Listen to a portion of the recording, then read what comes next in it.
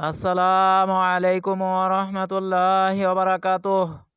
নাহমাদুহু ওয়া নুসাল্লি আলা রাসূলিহিল কারীম, আম্মা বাদ। আলোচ্য বিষয় হিলফুল ফুজুল।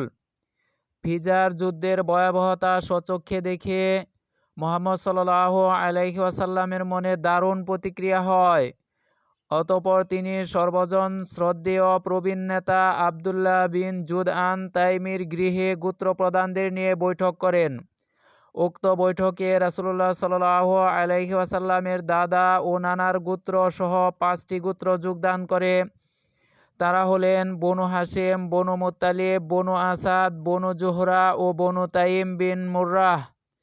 উক্ত বৈঠকে তরুণ মুহাম্মদ সাল্লাল্লাহু আলাইহি ওয়াসাল্লাম কতগুলি কল্যাণমূলক প্রস্তাব পেশ করেন, যা নেতৃবৃন্দের প্রশংসা অর্জন করে।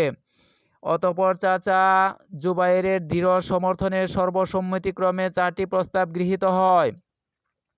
প্রস্তাবগুলি হলো: আমরা সমাজ থেকে অশান্তি দূর করব, মুসাফিরের হেফাজত করব, দুর্বল ও গরিবদের সাহায্য করব এবং জালেমদের প্রতিরোধ করব। হিলফুল ফুজুলের গুরুত্ব সম্পর্কে রাসূলুল্লাহ সাল্লাল্লাহু আলাইহি ওয়াসাল্লাম বলেন, আমি আমার চাচাদের সঙ্গে হিলফুল ফুজুলে অংশগ্রহণ করি যখন আমি বালক ছিলাম।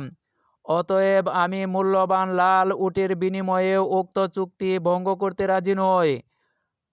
সিলসিলা সহিহা হাদিস নম্বর 1900।